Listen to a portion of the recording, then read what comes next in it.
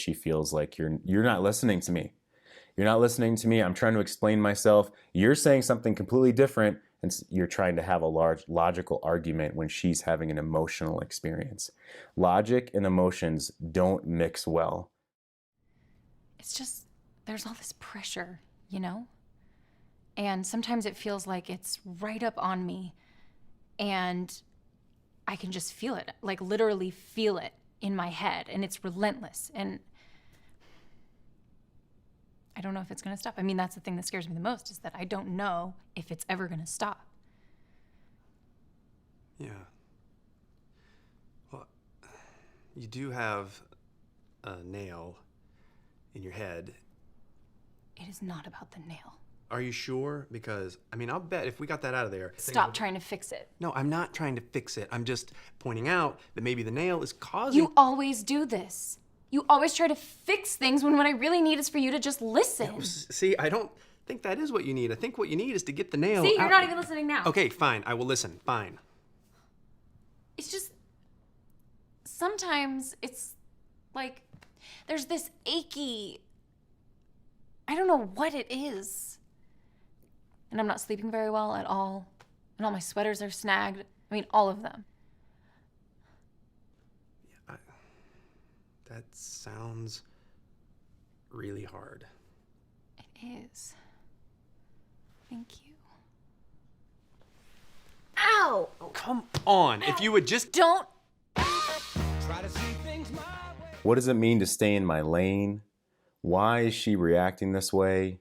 And man, looking back, I realized I didn't handle a few certain situations very well. What happened there, and what can I do next time? Hey, Jeff here with Great Men Move Mountains. Just got back from the gym this morning feeling good. Thought I'd do an email response to a client of mine. I know of some occasions where I wasn't thinking 2 steps ahead and I gravitated to my default behavior, like poor reactions or I miscommunicated. However, I feel like sometimes I'm getting pushback when I feel like I'm doing what I should. For instance, even in some instances where I feel like it was just taking more energy than it was worth. Here's an example, he says. She had been working hard on getting the basement finished at the house before some tenants took over at the beginning of the month, which was very stressful for her. She had lots of logistics and dealing with different trades. She went off on me over something stupid. I forget what it was. I didn't react. I just tried to be supportive. And then she called and texted a few times to apologize and acknowledge that she was just feeling stressed over the timeline and the picky tenants. This made me feel like I'm doing good. Let's work backwards through that. So you must get out of the habit of gauging how well you're doing or how good you're doing based off of her specific reactions. Yes, we want passionate connection. Yes, we want our woman to honor us and respect us, but you're not doing good just because she texted and apologized. Yeah, that's a great sign. It's obviously a phenomenal sign that later on she calmed down and reacted in a way that was supportive towards you and apologized for the way that she was being. But that's not always going to happen. Okay? And you can't gauge your own level of success based off of her. We gauge our level of success based off of our own goals, what we're shooting for, our own ability to stay present in these emotional storms, and our movement toward our, let's say, purpose in life and toward our goals, whether it's physical goals, emotional strength and control of our own self goals, or even simple practical goals like, did I do my morning routine this morning? Did I journal for myself this evening? That's how we have to base ourselves off of. I mean, yes, it's great that she reacted this way, but that doesn't mean you're necessarily doing good, right? It's just noticing, oh, wow, she took responsibility for herself and the way she acted earlier, and that's phenomenal. And actually, next time I got back together with her, I would even say something like that. I'd give her a big hug when she walks in, like I would do always. And then as we talked about maybe her day, or we reconnected later in that day, I would say, hey, you know, I love how you texted me and said and realized, hey, I wasn't doing very well earlier, And you apologize for that. And I really appreciate that, the humbleness that you showed there, and it makes me feel more connected to you. Thank you for doing that. That would be one thing that you could do, right? And then you said earlier, I wasn't thinking 2 steps ahead, and I gravitated toward my default behavior. So really what this says to me is more of, you didn't set yourself up for success. You weren't feeling centered within yourself for some reason. And the thinking 2 steps ahead is, you didn't do that for yourself. So you gravitated more toward poor communication and miscommunication. Some of this is the skills that you'll learn, that you're continuing to learn. And some of this is your own state control. Did you go for a walk that morning? Did you do your routine? And if not, it sets you up for the potential for more poor miscommunication. Then you go on to say that you two went out of town for a concert the previous weekend and visited with your son, which went well. And then the same son was home for the weekend. And then your wife commented a couple of times over these two events, when your son was home or when you were up there seeing a concert apparently with him, that she felt kind of attacked. And she wondered why this seemed to happen only in front of your son. And then you say, this is not how I perceive things, and I got sucked into defending myself, not once, but a couple of times. Okay. So the mistake here is that you fell into trying to have a logical conversation or defend yourself or argue against what she logically said was that she felt attacked. And what you failed to do here was to acknowledge in your own mind the words that she's saying, but number one, to focus on her emotional state. What was she saying emotionally? Emotionally, she felt attacked. All right. So the poor way to handle this is, what do you mean you felt attacked? That's not what I thought. And then to start a logical argument about it, right? A much better way is to say, oh my gosh, tell me more about that. And I'm surprised, I'm curious. I mean, even with me saying, oh my gosh, tell me more about that, says within my emotions and within my body that that's not how I perceived it. But I'm also really curious about what she experienced, right? So tell me more about how you felt attacked. She's going to tell you, well, in this instance, this happened, and in this instance, this happened. And again, you're listening to the words, but you're really resonating, and you're allowing the emotional storm, if you will, to wash over and through you. Yes, you're the focus of the accusations at this point, and that's okay.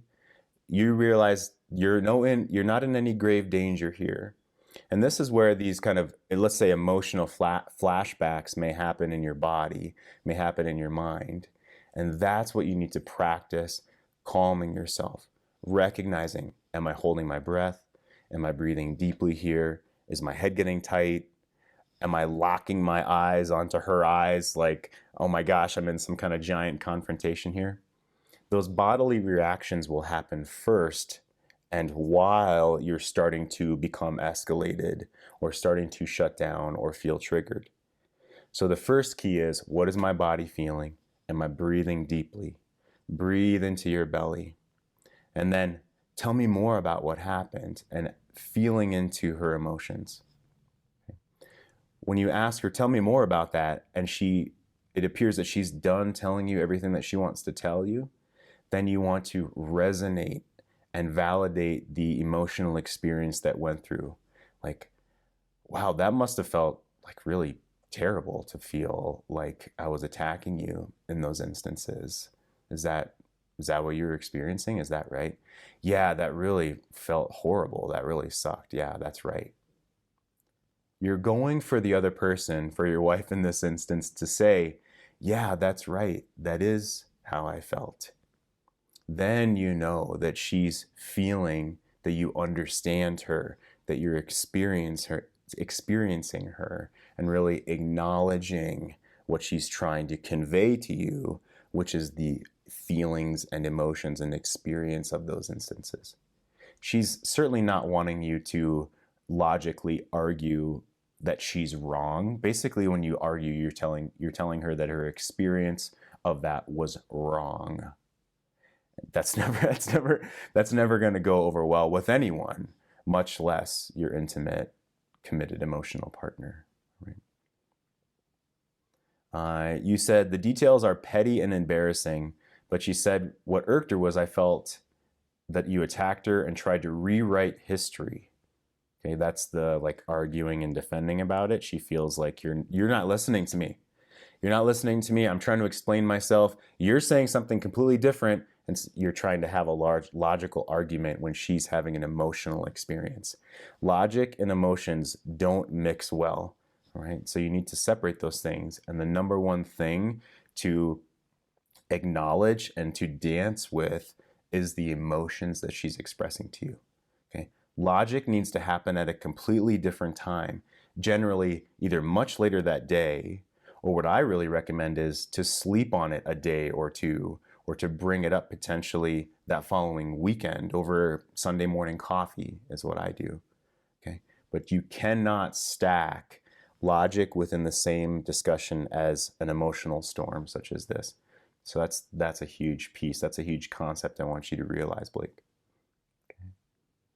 And you said, I'm only understanding what happened in hindsight. I wish like hell I could have recognized how to react earlier. Again, it's practice. What's going on in my body? I mean, if it's like I put my finger on my forehead like this because here's what I used to do.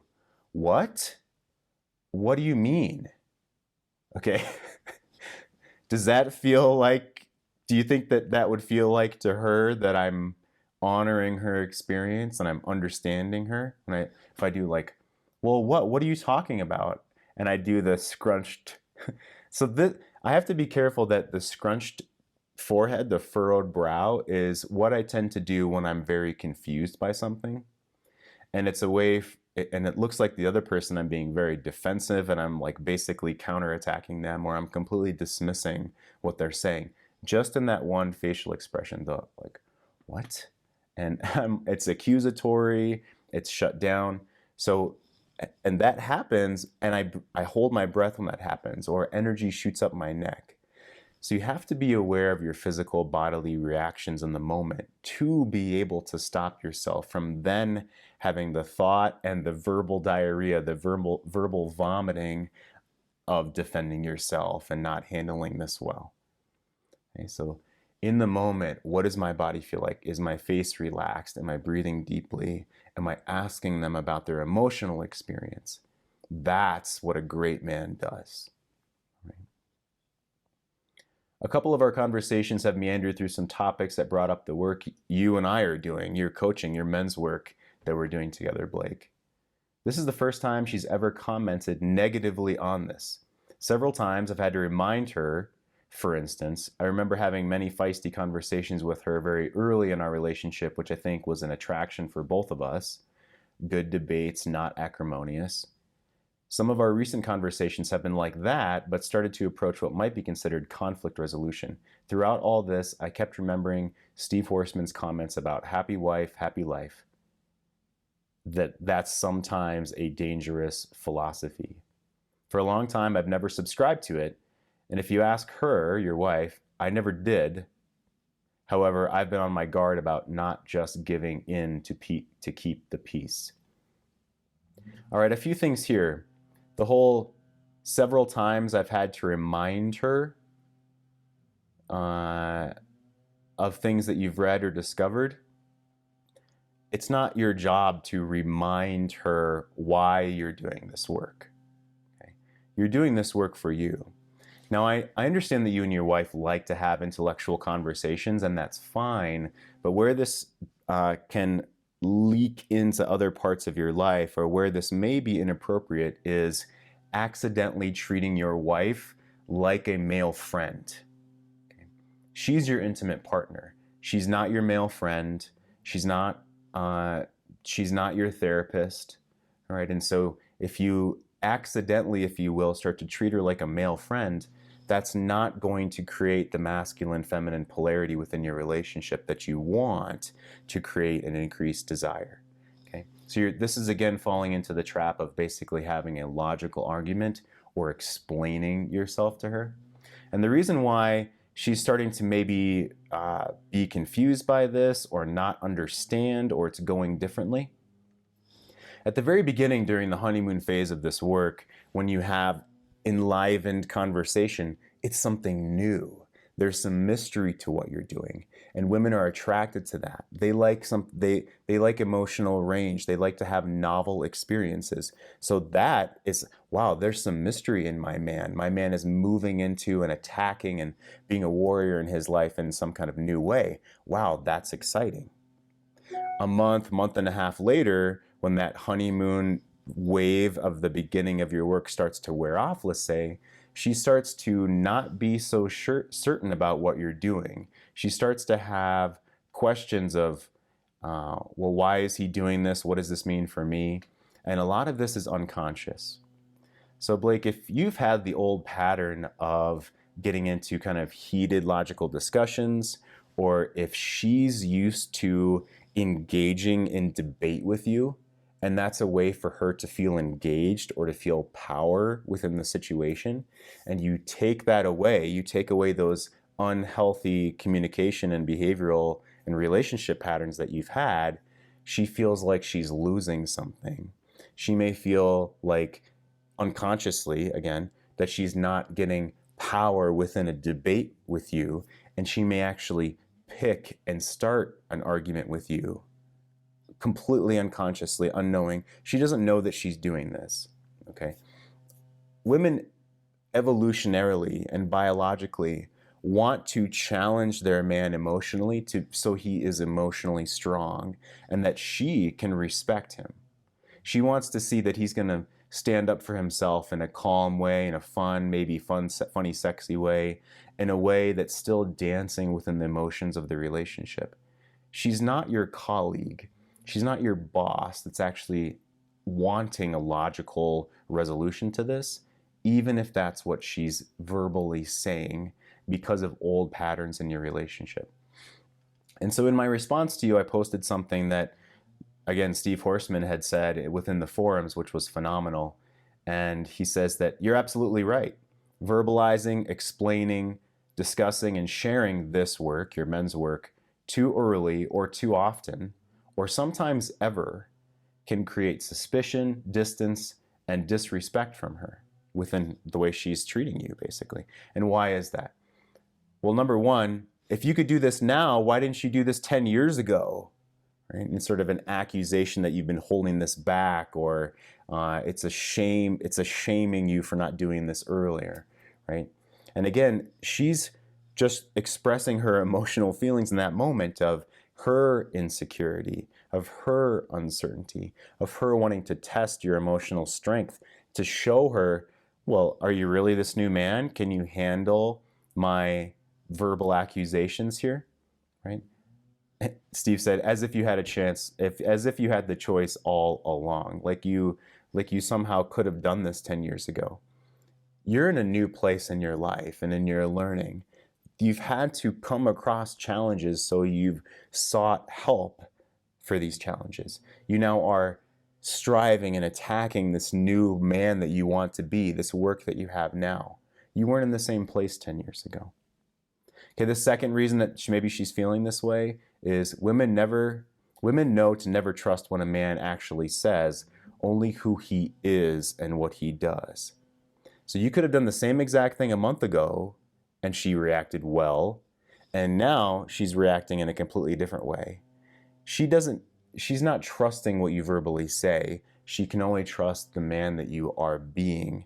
And if you reacted defensively about the other things that she had brought up, well, you're not being consistent in this new, confident, calm man that you are saying that you want to become. So it's a challenge from her because she's seeing inconsistent responses from you, inconsistent energy from you. So you must be that man ongoing. The third one, you're excited about something new and acting more independently, and that scares and potentially threatens her. Number four, while she may be curiously attached to the new energy that you're showing, she doesn't trust it one bit because this is not the man that you've been for a long time. So she hasn't seen enough consistent, calm behavior from you over time to trust that this is really you. Okay? And therefore, she's conflicted, maybe confused, and a defense mechanism of that is her being angry. So one defense mechanism is being angry, another is shutting down and taking more space, being more closed down, right? So that's what you're seeing as one of those defense mechanisms, right? And the fifth one, you're setting a new and higher bar for emotional maturity and how you show up in the relationship. She possibly unconsciously resents that the bar has been raised and your associated expectations being set higher because she's battling her own negativity, her own insecurity, and the realization of her own bad habits. Right? She may prefer the old dysfunction to the challenge of the new standard that you're bringing. So the devil we know, right? The devil we know. So this new way of being for you, you are going to get confidence tests from her. You are going to be challenged emotionally. And this is why you cannot base your journey or your feelings of success off of her reactions. Plus, that's not what a woman wants. She wants you to feel strong and independent and emotionally resolute, regardless of the emotional storms that she's going through. Now, that doesn't mean that you're disconnected from her. Again, circling back, when she comes to you with anger or accusation or emotional frustration, you engage with that, you dance with that, you ask her to tell you more about that. You let those emotions wash over you without it blowing you over. Okay, this is what it means to stay in your lane or be the lighthouse in the storm. Those accusations are real. The emotion that she's throwing out at you is real. And it's not for you to be a statue and just not care what she's saying. It's, oh my gosh, tell me more about that. Let her get it out. Be there as that strong, intimate partner that she wants you to be. You must do that consistently without closing down or feeling like a little boy that's being attacked. Okay? That's the practice. All right, so let's move forward. She's commented negatively about the old version of you, Blake. Sometimes legitimately, where I would agree with her, but more recently in instances where I believe it's manipulation in the context of trying to be dominant. That may be completely true. Right? If she's used to these demon dialogues, as Dr. Sue Johnson would say in her book, Hold Me Tight, if she's used to these unhealthy, conflicting, arguing relationship communication patterns within your relationship, and she felt powerful and engaged with you in that way, if you're starting to take those away, she may feel a loss of engagement or power within inside of her, and she's not going to like that, right? So when you say you believe it's manipulation, I agree with you, but I don't think it's conscious. She's trying to manipulate you into coming into one of those old demon dialogues, as Sue Johnson says, or within the drama triangle of you're the bad guy or she's the victim or you should have saved her from this situation and how shameful, projecting shame onto you of how could you do that and putting onto you that you're not stepping up when maybe it's her that's continuing with an old relationship pattern, right?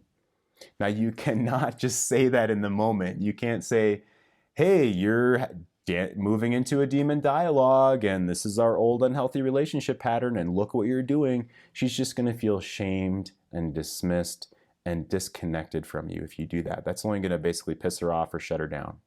Okay? If you don't engage and acknowledge the woman's emotions, she's going to have a negative reaction, either shutting down or getting upset. Right? So you can't, say, oh, you're trying to manipulate this into some kind of negative situation. It's listening to her, right? Trying to be curious, being curious, understanding where she's coming from and saying, thank you for sharing that with me. I could see how that comes across. Yeah, I sometimes surprise myself. I'm really engaged in this new way that I'm being, and it feels different to me sometimes, and I could totally see how that feels different to you. And then pause and just allow the tension of that realization, allow the tension of you admitting that this is different to sit in the air. You're not telling her she's wrong. You're actually saying, you're finding a way to agree with what she's saying. So empathize with what she's going through, then Find a way to agree with what she's saying without just collapsing within yourself. You don't have to say that she's right in that you're doing something bad or wrong here. It's that, yeah, this is a new way of being for me. And sometimes, I even think, wow, where was this 5 years ago? Or, wow, did that really come out of my mouth? Like something new to try. That's something new that I'm trying on, a new suit, a new outfit of clothes, a new way of being that I'm trying on. And I could totally see how that comes across differently to you. All right. So you have to try these things, right? Give it a shot. See how you feel afterwards. See how you feel in that moment. Are you breathing deeply? Does this feel more powerful and true to you without making her wrong, without shaming her? Later on, after you sleep on it or the next weekend, if you feel like this is something that needs to be brought up and actually having a more direct or logical discussion about it, do it in the future. Do it a couple days later. Don't try to do it in the same time of the emotional storm. So you said a few months ago she acknowledged behaviors in herself she would like to understand better and change, but that seems to have been forgotten, and it's all on me, which for the moment is fine with me. I love that. I love that you said that this is really your journey. Regardless of how she's feeling about it this moment, this week, this month, this season, it's your journey. You want to be that calm, centered man so you feel more secure in yourself. So you know how to dance with these emotions that she's showing you, because you know you need to do those things to increase the desire between the two of you. Those old patterns weren't doing it for you, okay, right? You didn't get to this place in your relationship, the place that we started at when we started working together, Blake, a few months ago. You didn't get to that because everything was great, and you understand that and acknowledge that. So that's why, with all that being said, you're like, that's fine with me. It is all on me. Good for you, right? So the words that she's saying, how she doesn't seem to remember recognizing her own behaviors, all right? Again, she's in emotion when she's saying that. If 2 days later you want to bring up, hey, I'd like to bring up a conversation about something we talked about in the summer, right? That's a different video for us to talk about exactly how to do that. But the point is, don't try to do it right in the moment of emotions, okay? Sleep on it, think about it, journal about it yourself, post on the forum, write to me, okay? Work through it yourself before you try to have a logical relationship conversation with her, okay? Then you say, I know what I need to do. I still need to start to identify my nuts, your boundaries, your values in life as a man. That's phenomenal. I love that you acknowledge the next stage of your work here. Okay. Then you finish with, I've had a lot of swirling around in my head lately, and only a little has made its way into this email. This is the gist of things lately, though. So I love that you're just acknowledging that for me and for yourself, Blake, that there's a shitload of stuff going on in your head, right? So this tells me that state control, meaning what's your morning routine? How are you journaling? How are you getting yourself into a calm place? Because you have a lot of monkey mind thoughts going on in your head. Am I doing this right? What should I do 2 steps ahead? Okay. It's not about planning the moves.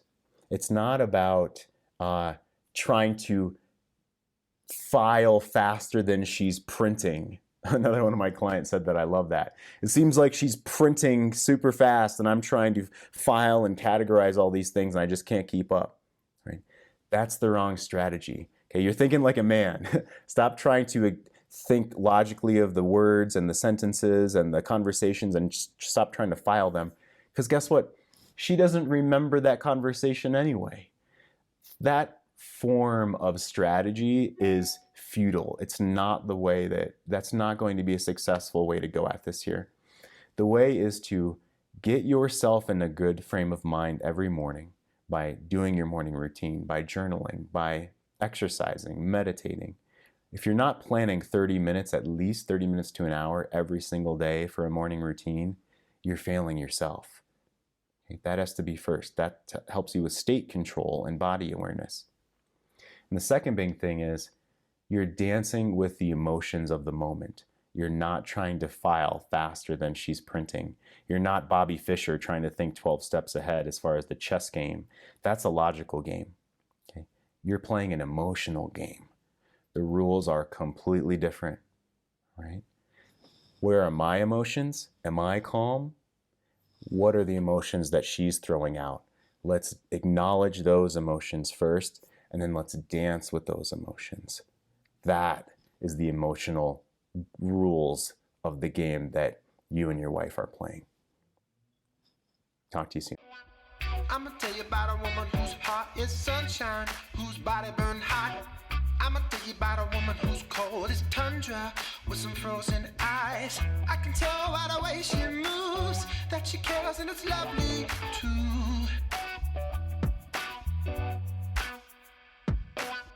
I'ma tell you about a story of